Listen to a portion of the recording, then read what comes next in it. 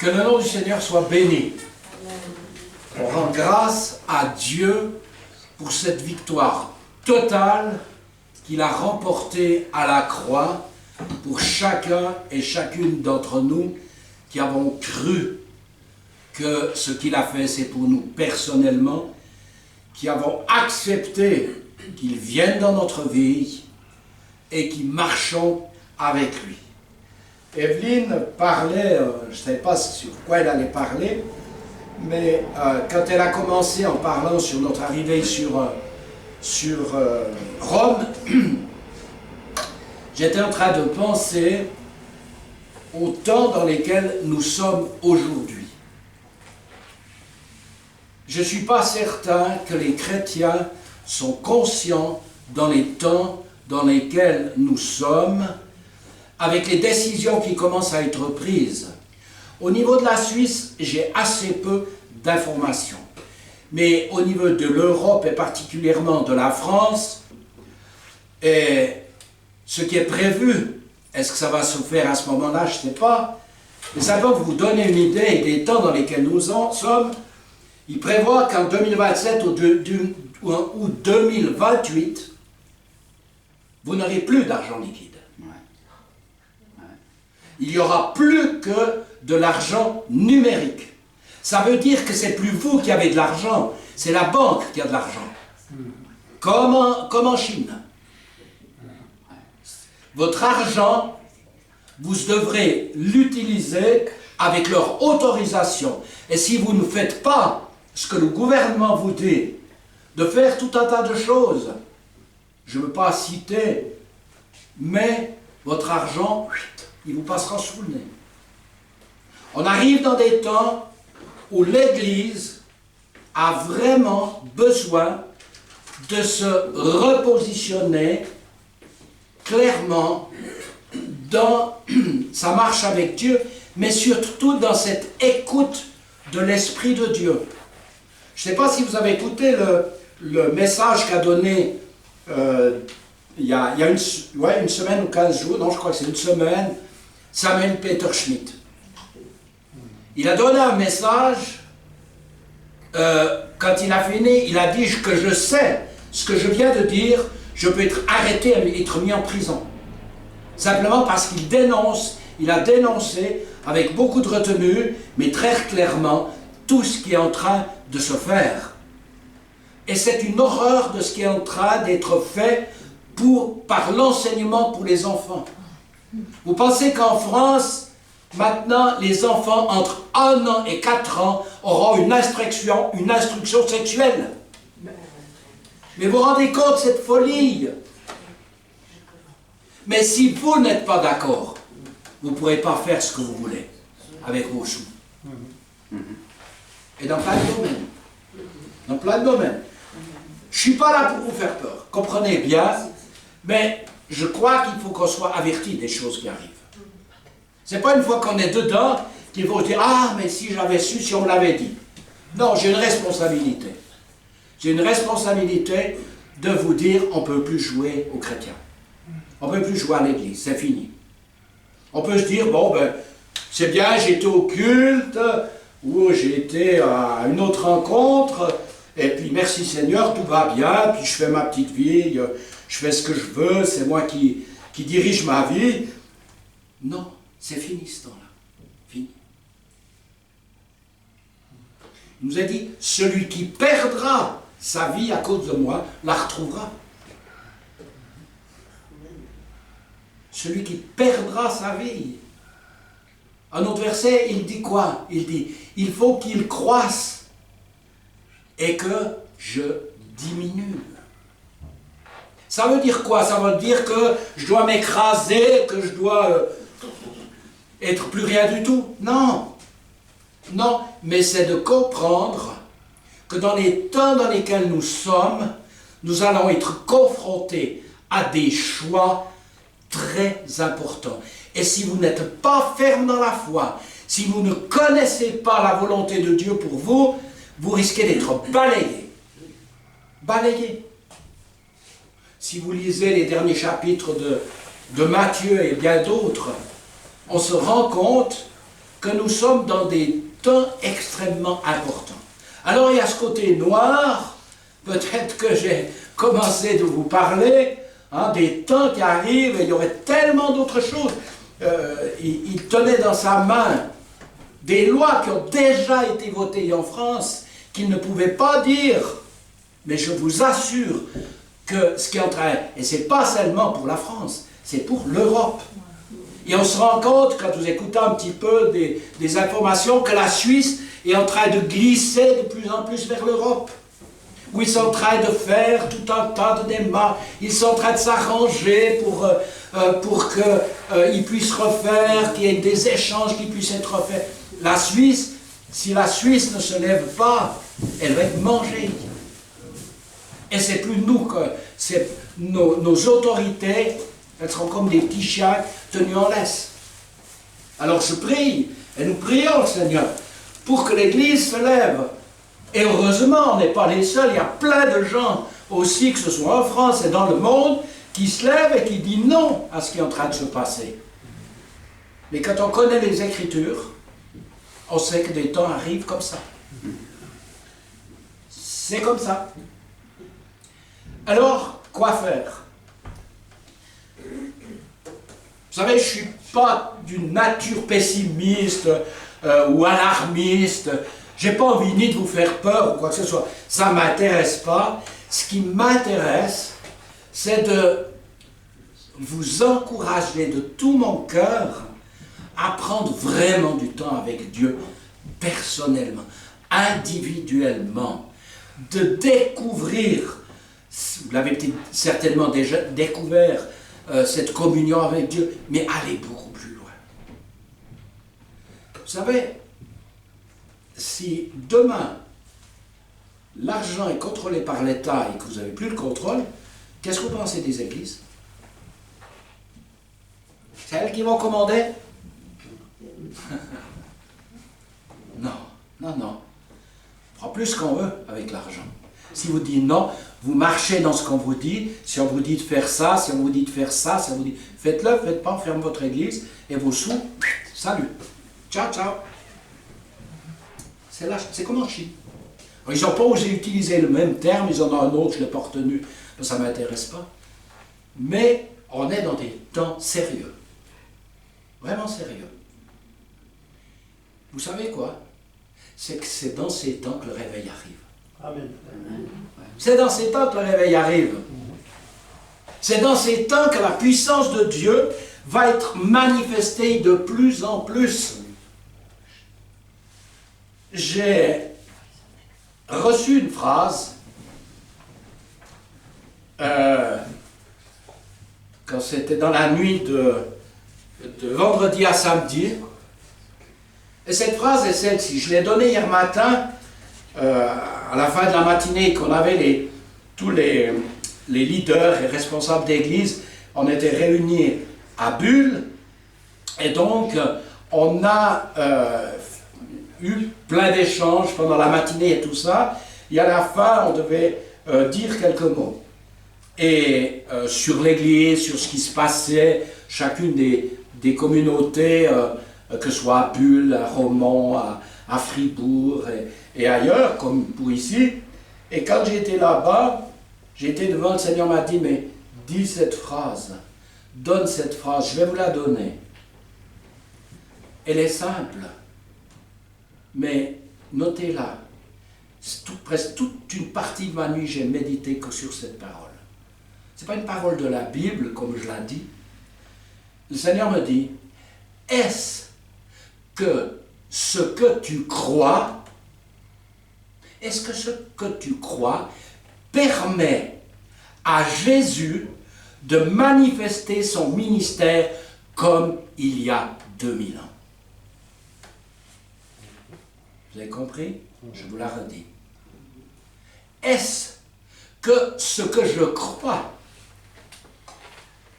permet à Jésus de manifester son ministère comme il y a 2000 ans? Alors dites, oui, mais qu'est-ce que tu as comme verset? Vous devez le connaître.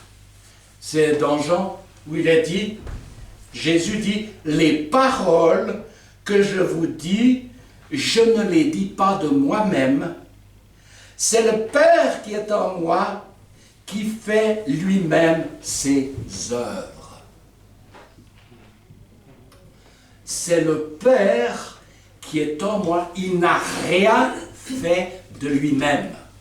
On peut avoir cette idée que moi j'ai eu longtemps, que j'ai reçu l'onction, qu'il avait la puissance du Saint-Esprit, qu'il a vaincu le diable quand il a été dans le désert, et que là, quand il est ressorti, revêtu de la puissance d'en haut, eh bien, il a été, et il a commencé de guérir, il a commencé de changer l'eau en vin, et après de guérir partout où il allait.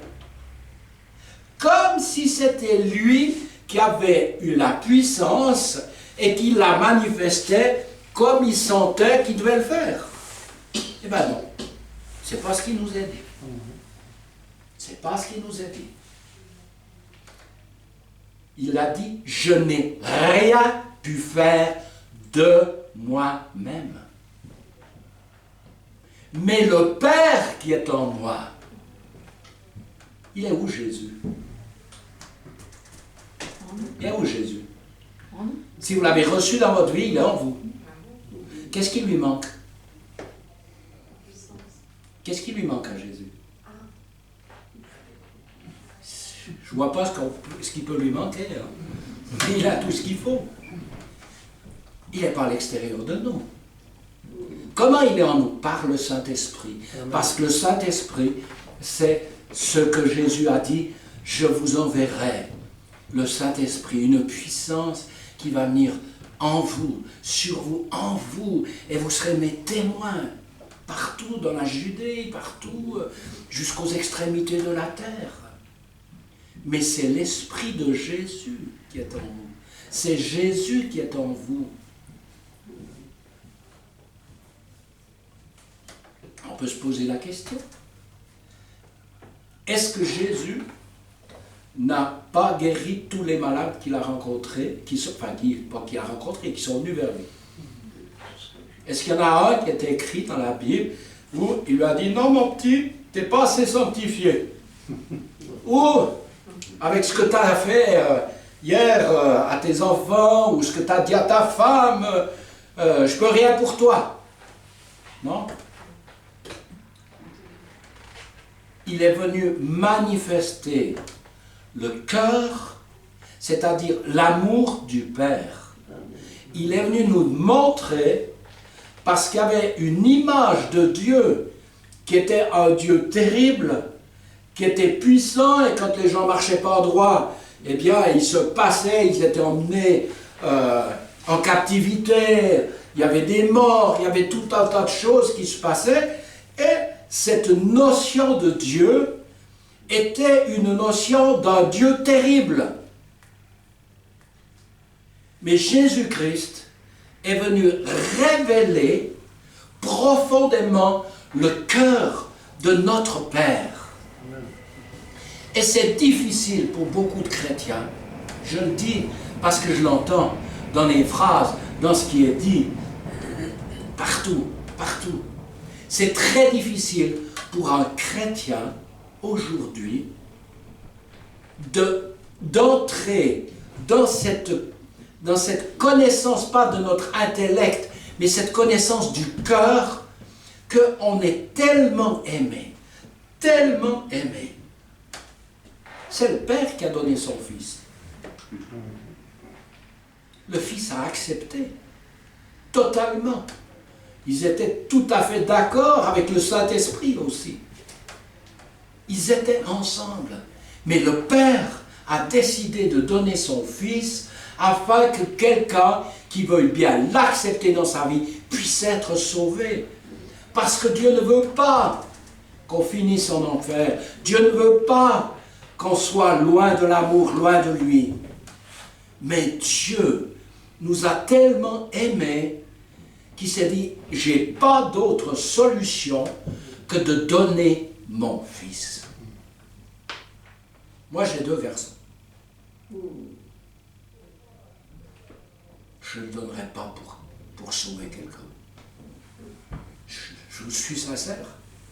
Si on me dirait, écoute, tu vois, le gars qui a tué ta soeur, si tu donnes ton fils, eh bien, qu'il soit tué, si l'autre il pourra sortir de prison, il sera libre. Ne me demandez pas ça. Ça me serait impossible. Et c'est ce que Dieu a fait. C'est ce que Dieu a fait. On n'est peut-être pas conscient de cet immense sacrifice que Jésus a accompli. C'est incroyable ce que Jésus a fait. Vous allez vous en rendre compte, j'espère, avant de partir de cette terre.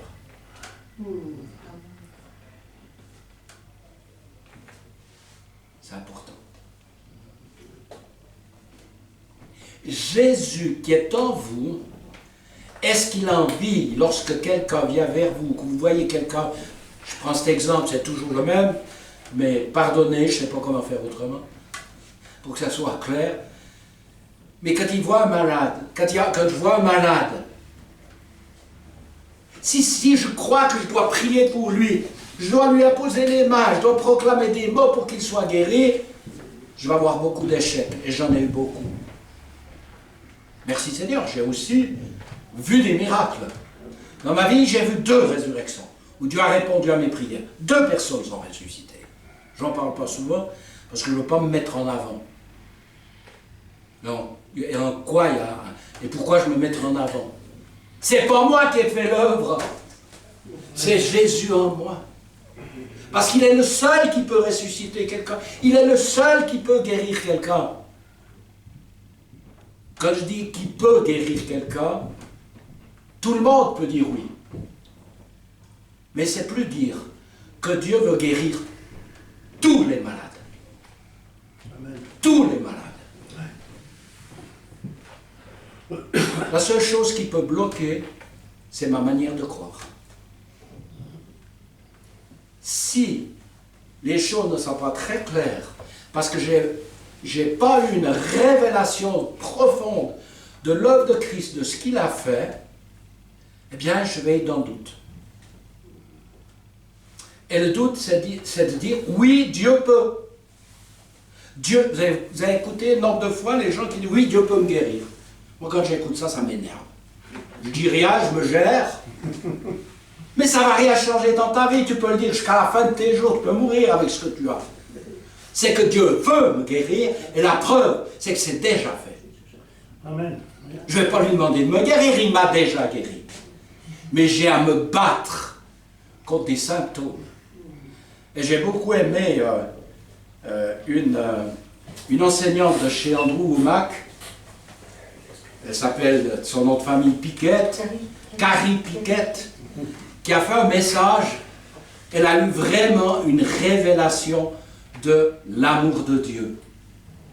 Et c'est un message, j'ai déjà écouté plusieurs fois, je vais l'écouter, je vais le réécouter, je vais réécouter, parce que, intellectuellement, j'ai compris ce qu'elle dit, je suis quand même, peut-être pas très malin, mais quand même, j'arrive quand même à comprendre ce que les gens disent. Hein. Mais je n'ai pas la révélation qu'elle a. Je sens qu'elle a un niveau de révélation par rapport à ça, et que moi j'ai besoin d'avoir un niveau encore beaucoup plus grand de la révélation de l'amour de Dieu. J'ai écouté un témoignage ce matin de quelqu'un qui s'est battu, une personne qui a eu le cancer, et bon, elle a eu tous les traitements, ça a débordé le problème qu'elle a eu, et dans tous les traitements de chimio, de tout ce qui s'est passé, ça a fait des dégâts en elle.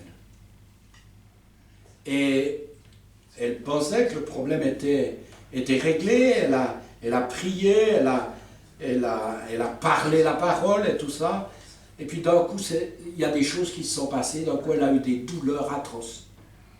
Atroces, tellement violentes qu'elle est tombée dans les pommes. Elle s'est retrouvée à l'hôpital, et puis là, à l'hôpital, ils ont découvert qu'elle avait des trous, il y avait les dégâts qui avaient été faits par la chimio et le restant, et il ne savait pas quoi faire. Et cette femme, qu'est-ce qu'elle a fait? Elle a compris. Elle savait les versets, elle connaissait les versets, mais elle n'en avait pas la révélation profonde. C'est pas en 2 minutes que j'ai la révélation. J'ai besoin, je vous dis, cette phrase que Dieu m'a donnée, que je l'ai donnée au début, cette nuit, vous auriez été dans mon lit, enfin non, je ne l'aurais pas pris dans mon lit, vous le comprenez, hein, mais vous auriez été à ma place dans mon lit, il y avait ma femme, hein, pas de problème.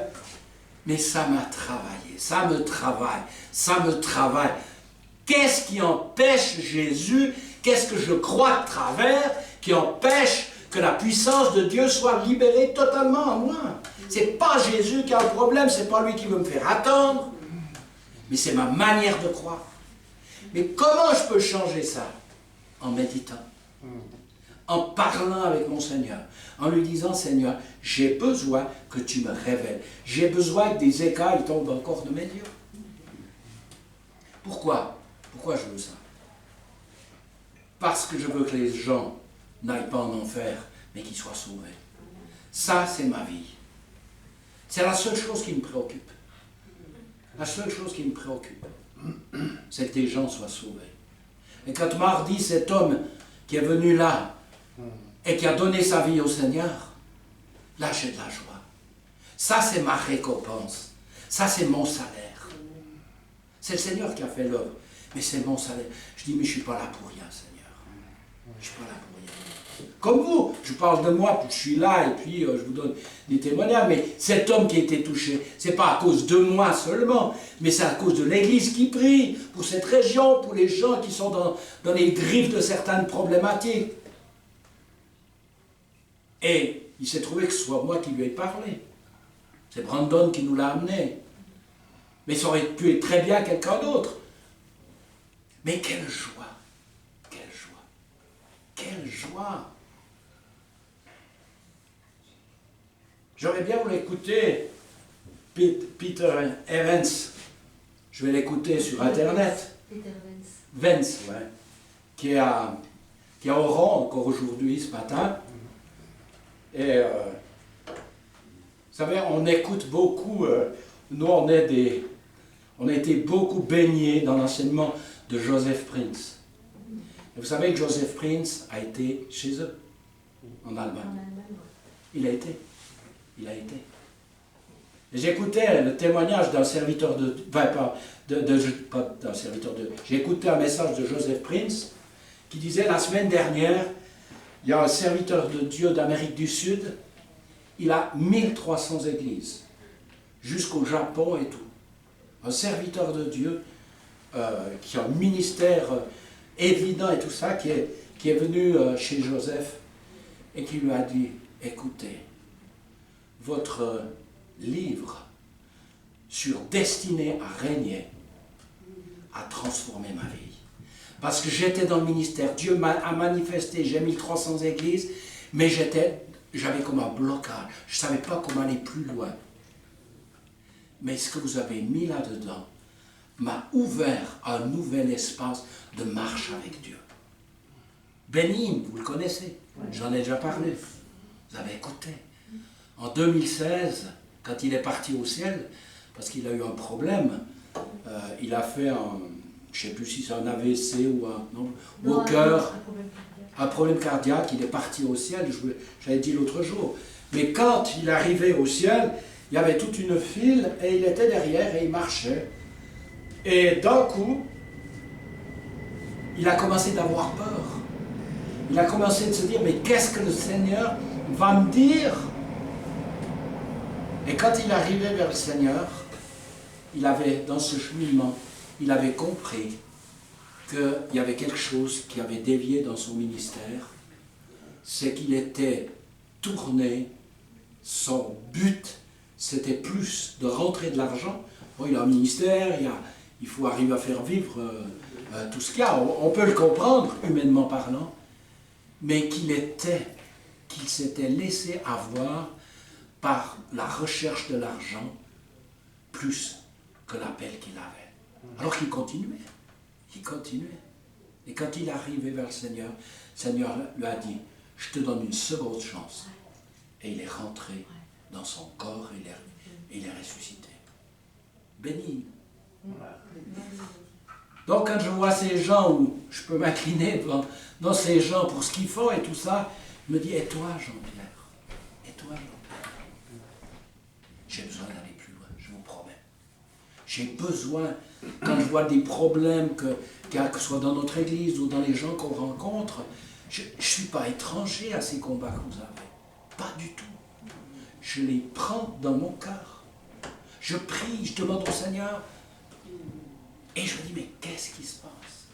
Je ne cherche pas un problème chez celui ou celle qui a le problème. Je cherche comment ça se fait, quelles sont les croyances tordues que j'ai encore qui t'empêchent, Seigneur, de manifester davantage ta puissance. Rappelons-nous, je vais conclure avec ce verset que je vous ai dit au début. Les paroles que je vous dis, je ne les dis pas de moi-même, c'est le Père qui est en moi, qui fait lui-même ses œuvres. Et il y a un autre verset, Galates 5:1, que vous pouvez relire les différents versets de Galates 5, 19, 20, 21, où Paul va dire quelque chose d'incroyable. Ah ben c'est vrai, je les ai notés derrière, ce matin, là, tout à l'heure. Il dit Galates, pas 5, 2, 20 plutôt. J'ai été crucifié avec Christ, et si je vis, ce n'est plus moi qui vis, c'est Christ qui vit en moi. Mais oser dire ça, à l'époque où il était, ben je vous dis, il fallait être gonflé. Parce que je ne vous dis pas, si, quand Jésus a dit au paralytique qui a été passé par le toit, à la femme, à la pécheresse qui avait versé du parfum sur son visage, qui avait embrassé ses pieds, qui avait lavé ses pieds avec ses larmes, et les avait essuyés avec ses cheveux, quand il leur a dit « tes péchés te sont pardonnés », eh bien les religieux, je vous dis qu'ils en sautent au plafond en disant « il blasphème ! Il blasphème !» Et quand Paul dit « mais Christ vit en moi », il avait la révélation que Christ vivait en lui et il savait pourquoi son ministère était puissant, parce qu'il avait diminué, parce qu'il avait, Dieu pendant 3 ans l'avait emmené en Arabie. L'autre jour j'ai dit une bêtise, j'ai dit 12 ans, je ne sais pas ce qui m'est passé par la tête, mais pendant 3 ans il était en Arabie pour désapprendre tout ce qu'il avait appris, toute la manière religieuse dont il avait été enseigné, dont il était, je dirais, un érudit. C'était une sommité, Paul. Vous savez, Gamaliel, qui était le plus grand rabbin de l'époque, quand il a pris sous son aile Paul, il prenait des gens qui étaient capables de recevoir et de comprendre l'enseignement qu'il leur disait. Et Paul va écrire, tout ce que j'ai appris, je le considère comme de la boue, à cause de l'excellence de la révélation et des révélations de Jésus-Christ. Dieu veut se révéler. Jésus veut se révéler encore bien davantage à nous dans les temps qui viennent, parce qu'on en a besoin. Mais Christ vit en toi. Tu l'as reçu? Si tu ne l'as pas reçu, alors demande-lui de venir tout de suite. Laisse pas passer 1 minute de plus. Mais si tu l'as, s'il est en toi, réalise, demande à Dieu qui te révèle, qui t'ouvre les yeux sur la puissance qui est en toi. C'est Jésus qui est en toi. Amen. Qui a tout accompli. Amen. Amen. Ça va? Oui. Vous n'êtes pas trop secoué ce matin? Hein? Ce qu'il dit prophétiquement, c'est un bon moment pour être sur la terre. Oui. Oh, on a écouté, c'est la prophétesse, ou bien, non, c'était Pierre-Daniel Martin, le prophète, qui disait, on est vraiment des privilégiés d'être à cette période sur la terre, parce que Dieu veut déverser sa gloire comme jamais, qui va être manifestée. Amen. Anne Griffith le dit aussi. Oui, oui, on en a écouté plusieurs qui l'ont dit. Et donc, c'est vraiment un temps glorieux, mais c'est un temps sérieux. C'est un temps sérieux. On n'a pas peur, parce que la peur ne vient pas de Dieu. Dieu est amour, il ne fait pas des entourloupettes, mais s'il nous utilise, eh bien, la puissance de Dieu va se manifester, et on sait qu'il y aura des réactions. J'écoutais quelqu'un que je connais bien, ça fait près de 50 ans que je connais, c'est un serviteur de Dieu belge, et je l'écoutais dire quelques mots, il dit, mais quand dans nos réunions, des diamants sont tombés dans la salle. Les diamants sont tombés dans la salle. Ils ont eu peur. Ils ont eu peur. Ils se sont dit, mais qu'est-ce qu'on va se prendre encore dans la tête? Qu'est-ce qu'on va se prendre dans la tête? Mais on va voir ces choses. Amen. Amen. Vous allez voir ces choses. Vous allez les voir. Vous savez, quand vous voyez Dieu remettre des dents à quelqu'un, c'est impressionnant. Quand un petit gamin qui n'a aucune dent, un gamin qui a 9 ans, 9-10 ans, il n'a aucune dent, des radios ont été faites, les dents il n'y a jamais eu de dents qui sont venues. Et pendant la prédication, tous ces dents viennent. Amen. Il asseye au bord de la scène. Et là, les gens viennent regarder et tout le monde dit « Oui, je le connais, c'est celui de notre quartier. » Et il y avait en plus son dentiste qui avait regardé, qui avait fait les radios, qui avait dit aux parents « Jamais il aura des dents. » Et il dit « Moi, je suis le dentiste, c'est moi qui ai fait les radios. » On va voir des choses. Amen. Mais pour ça, il faut prendre le temps. Qu'est-ce qui est le plus important? Et Seigneur, est-ce que je t'emmène là ou pas? Je pourrais développer, mais il faut quand même que je m'arrête un peu. Seigneur, je bénis mes frères et sœurs. Tu sais que tu as besoin de chacun et de chacune d'entre nous. Il n'y a pas de spécialiste ici. Il n'y a pas de gens qui en savent plus que d'autres. Seigneur, il y a un peuple qui a soif de toi, qui veut vraiment que tu nous emmènes plus loin dans cette marche avec toi, parce que notre seul but, c'est que toi tu sois reconnu, que toi tu sois glorifié, et que tu puisses accomplir ton ministère comme il y a 2000 ans. Merci Seigneur. Amen.